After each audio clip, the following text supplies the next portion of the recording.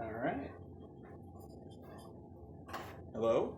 This is my, second test video now of the new Lenovo Mirage VR camera that I just picked up. It's a new format that Google developed called VR180, which if you're watching this, I'm sure you're already familiar. So I'm just playing around with some different random use cases. Don't have too many super exciting things going on tonight, so I figured I would record myself making some eggs for dinner. Want to see how the camera works, just playing with different framing, trying to figure out things like how close can you see the little tray this is sitting on. If I'm working in this area here where the George Foreman is it too close to the camera? Does this 3D get too much up in your face? Is the cabinet here in your way when you're trying to watch? With the stereoscopic 3D, obviously that's a concern. I've always been a big fan of 3D in movies and cinema.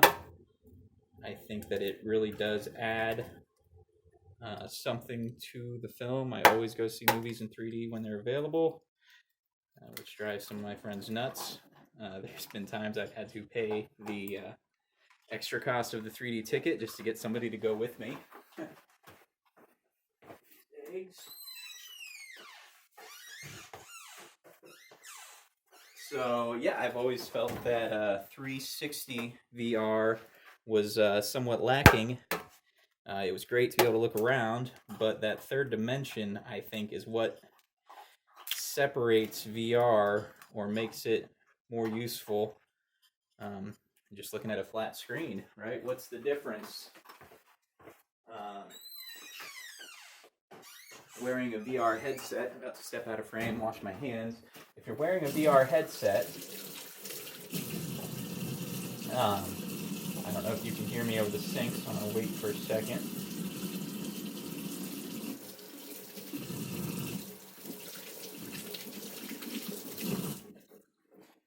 If you're wearing a VR headset and looking at a flat 360 photo, you're really not getting any or very little more than the experience you would have just looking at that same image on a flat monitor, dragging around the view field to look behind you. And honestly, I don't think, when I've watched 360 videos, I can count the times on one hand. I've had VR headsets of different types for years now. I had the first Gear VR when it came out back in, I believe, 2014, December, late 2014. Took it on a trip to Hawaii and used it on a plane there, and nobody knew what was going on. It just doesn't really feel useful. You never actually want to look behind you. You're sitting there, you're comfortable in a chair, on an airplane, on the couch. For me, a lot of my use case, I like to lay back in bed at night, watch VR. My wife always gets frustrated, fiance, always gets frustrated when I'm watching TV loud at night and the TV's bright and she's trying to sleep because she has to work at 6 a.m. and I don't work till 11 that next day. There's a chunk of something in there. Pan didn't get cleaned out. Yeah, so when you're laying in bed or sitting on the couch or in a chair, you really don't want to be turning your head 360 to see something that's behind you. And I also really, really think, like I said, that one of the big parts of the appeal of VR is that depth. It's not the being surrounded by something that makes it feel real. It's that tactile sense that you can reach out and touch something, like you get in a 3D movie. So I have always thought, ever since the first videos started popping online with the Gear VR back in the day, very few people did some 180 videos. I think Next VR was the first one that really sold me on the concept. If you haven't seen their stuff, they have some really cool coverage of NBA games, boxing matches. Yeah, you don't see the full 360 field of view, but 10 times more immersive. And 99 times out of 100, I'm laying in bed, I'm sitting in a chair, on the couch. I don't want to be craning my neck every which way. Can't tell you how many times I've smacked my face into the corner of a wall just because I was trying to see something happening behind me in one of those 360 things before I finally just got frustrated and said, enough's enough. So I think 180 VR has always been my favorite thing. There's very limited content back when NextVR first started, and I was kind of frustrated almost going through. I'll go to the Facebook app or the Facebook section on the Oculus video app on the old Gear VR. I used to go in there and I would just dig and dig trying to find something that was in 3D. It wasn't always labeled super clearly because their flat 360 just didn't do it. It was neat for a couple seconds, but sometimes I felt almost more motion sick on that than I do with the 3D VR180.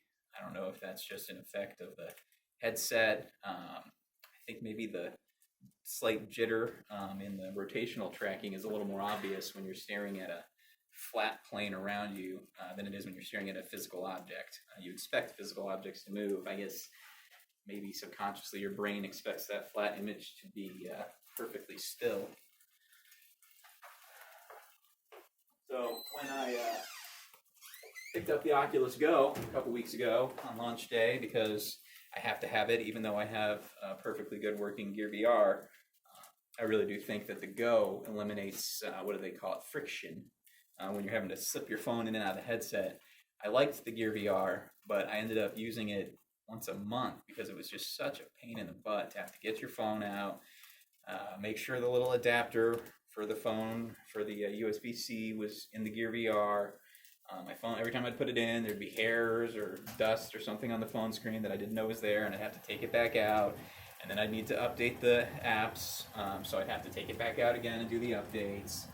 It was just always a pain. One thing I don't like about the Go is that it doesn't have the trackpad on the side of the headset, and lugging that remote around with me, you know, when I'm just walking around the house and I want to flip it on for a couple minutes on the back porch or whatever, I don't like lugging that remote around. There's nowhere to strap it. If they just had a little latch on the side or something where you could at least stick it, it might not look pretty, but it would be a lot more user-friendly when I'm trying to carry that thing around the house. Right now I've been sticking it inside, and I don't like the thought of the controller scratching around on those lenses.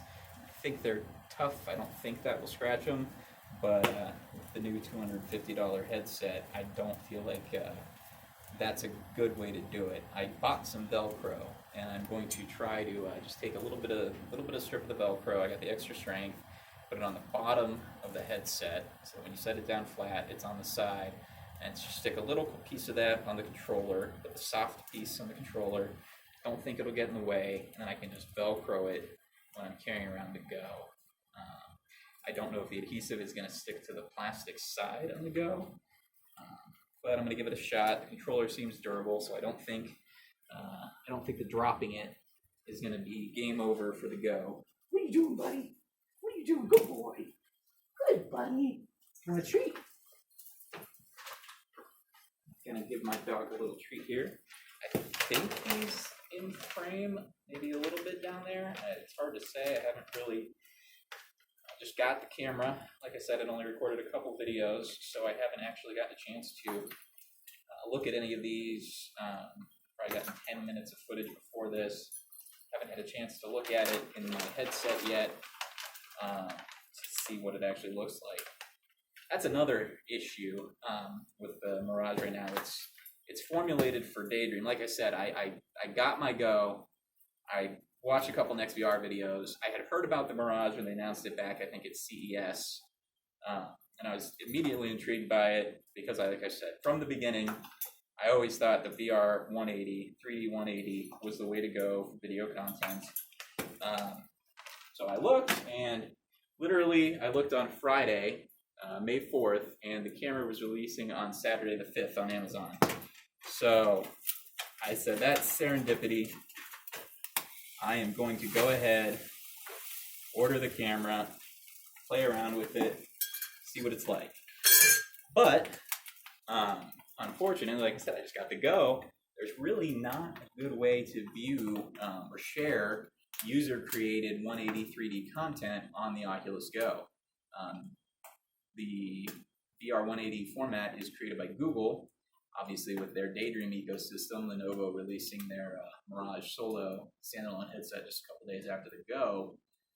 The competition there, I think, is what caused Google not to have a native VR Oculus app for YouTube.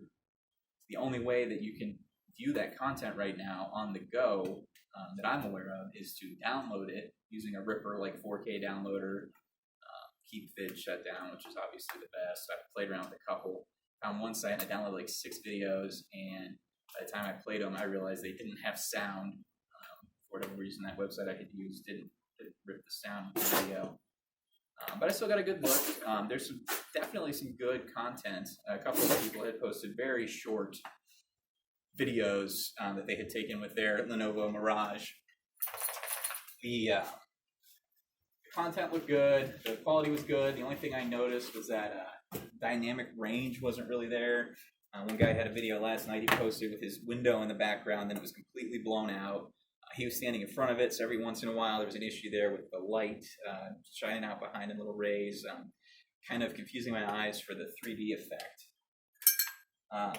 But that issue, that not being able to view it natively, is hopefully something that will be solved, if not by Oculus or Google, because I think the answer lies in Google's hands at this point. I don't know that Oculus can write or create an app for YouTube without Google's permission to read those VR180 videos. When you pull up YouTube in the native Go browser app, you can pull up the videos. You can actually drag and click them with the remote to see around the 180 image. However, when you go to the full screen mode and you can select that VR180 format in the browser, YouTube doesn't detect the Go as a VR device. So when you do that, instead of going to the VR180 3D you'd expect, you're actually just taking that flat image, stretching it out over 180 degree field of view, and splitting it into two for the 3D effect. So that doesn't really work.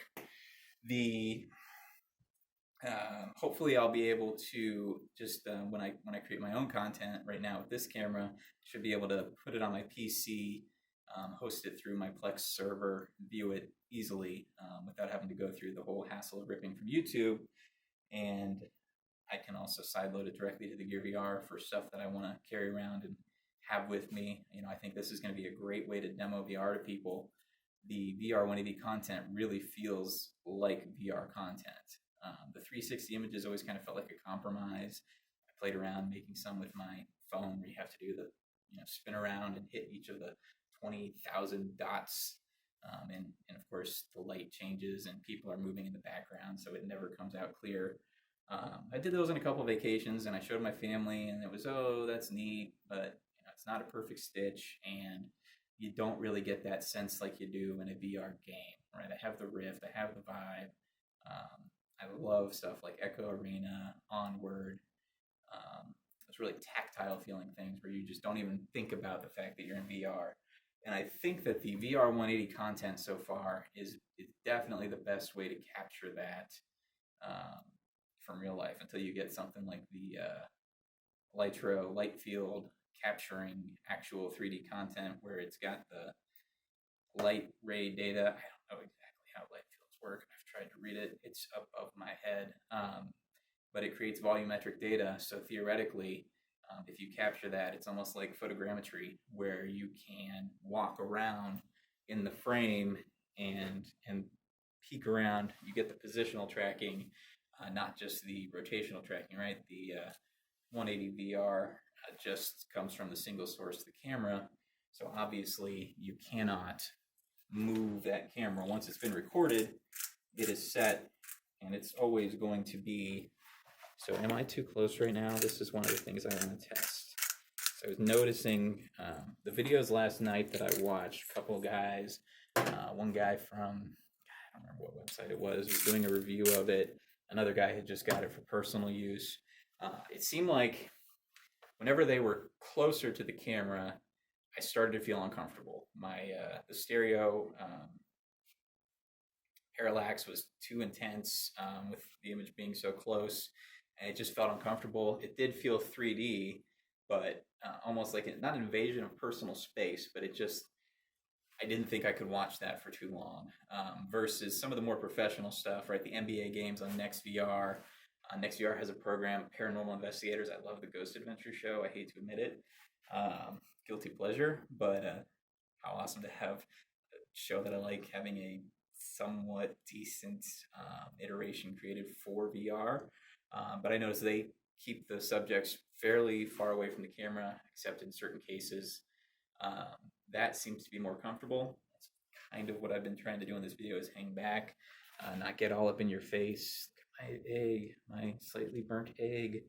I don't think that is comfortable. So I'm trying to figure out what that distance is. I want to see what the best way to create movement is with the cameras.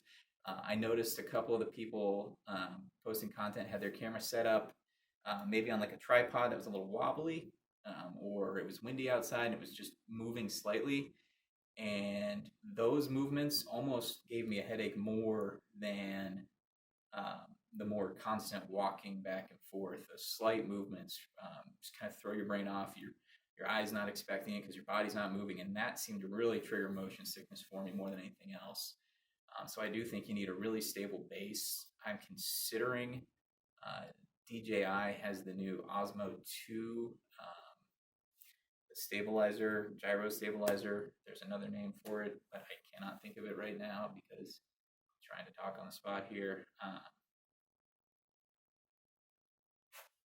What's it called?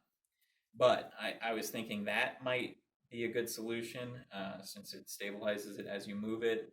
Might be necessary to create good content. I'm thinking of times coming up where I can use this. For the most part, I think to get good spontaneous content, you need to be able to get it out quick. I don't know if I'm gonna have a lot of time to set it up. I've got some events coming up with my family. We're going to the beach this summer. I don't know that I want to be the guy making everybody wait for me to set up the tripod every time we get to a new place and having the camera there in everybody's face. So I'd like to be able to have something like that. Gimbal, that's what it's called, gimbal. The DJI Osmo 2, it's only $130. It's got great reviews. Everybody says it's basically doing the same thing that $400 or $500 versions of the same equipment are. So I'm thinking about getting that. That might allow me to walk forward, keeping it level. I noticed that the content, if you're holding the camera and you move it back and forth, the Mirage, the way the video codec is set up, I guess the processing, instead of the view staying straight, when you turn the camera, the view itself moves. So if you're looking straight ahead in VR and the camera holder turns it to the right, you're going to have to actually turn your head to the right in order to follow that. And I really don't think that works. Even if you want to create content where you do turn your head and not have to do that, I don't think that works either. If you keep your head still, that creates motion sickness. I really think the best way to use this camera is to have it either completely still, which I think is going to be my preferred method, right? Capture from multiple different angles at different times. But I don't think it's going to be a camera where you're going to want to pan around the room like you would at a kid's birthday party with your old VHS camcorder. You don't really need to. You get the whole room or half the room in one shot.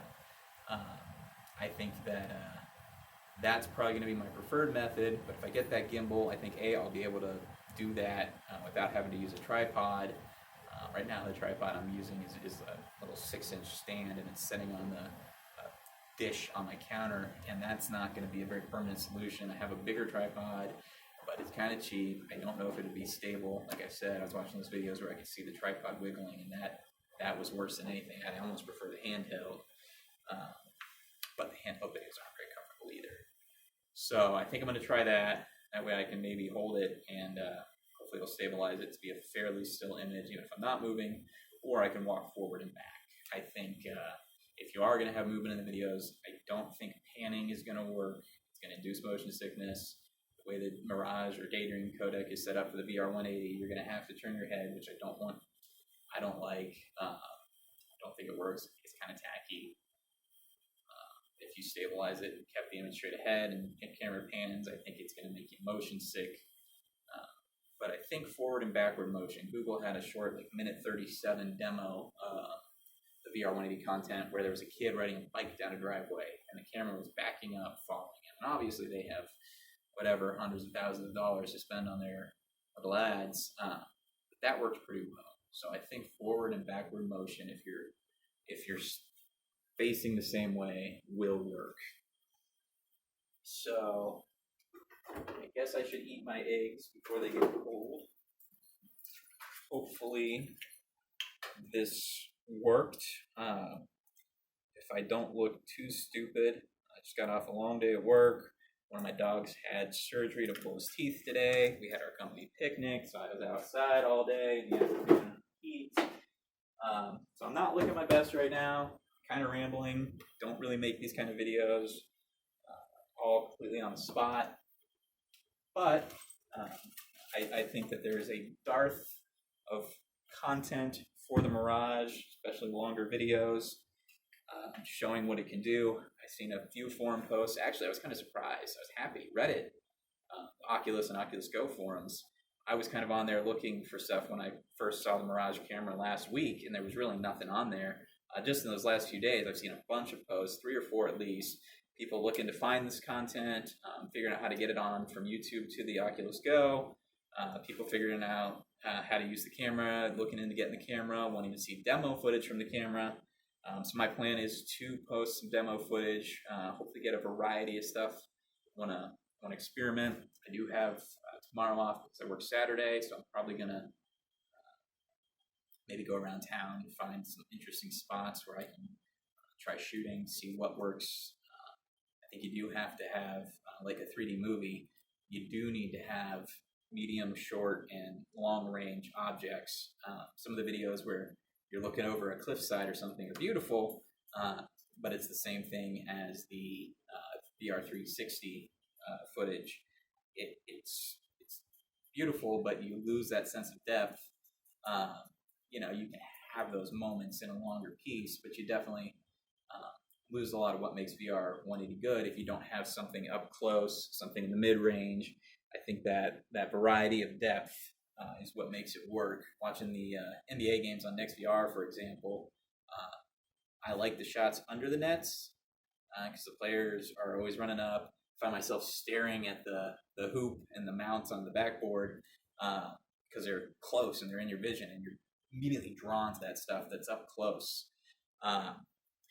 But when they cut to the mid-court shots, it's fun when somebody runs right in front of you. But if they're running on the other side of the court or down the court, it's basically just like watching a flat image. You lose some of that depth, and for some reason, maybe I'll get used to it if this becomes a more permanent format and we're watching a lot of content like that. But I want to see that depth, right? I'm there for it. It might just be a gimmick. It might be a novelty. But I've been happily consuming a lot of this VR180 stuff for the past week. I'm really excited to start making my own stuff, getting some videos, family events, dogs. Somebody compared it on, I think, a forum post, or maybe it was another video to like Minority Report, where you can just access all your memories. They're right there in living reality in front of you. That idea intrigues me. I know it's not going to be 100% realized with this first gen, first consumer model, but it's a step in the right direction, and I'm hopefully going to be able to create some cool stuff if I can find out what works. I also, Ready Player One had that little the thing in the Oasis where they could go and access the guy's memories and watch everything play out. And I remember watching that movie thinking, that's so crazy. You can never have anything like that. Well, if you had VR180 cameras set up around, you won't have the volumetric like you did in the movie, but you'd be getting a lot closer, and eventually those light field cameras will progress. So maybe that is possible reality. I've gone on long enough. I don't know how big this file is going to be. I don't even know if I'm going to upload it. If you did watch it, hopefully you found some stuff out. I will see what works, what doesn't. I've been spending most of my time leaning against the counter, thinking that maybe this is the right distance, but maybe I need to be closer. Maybe I need to be even farther away. Um, it's just the first test, and we'll find out. So, if you watch this far, I think you're crazy. Have a good night. I'm going to go enjoy my eggs.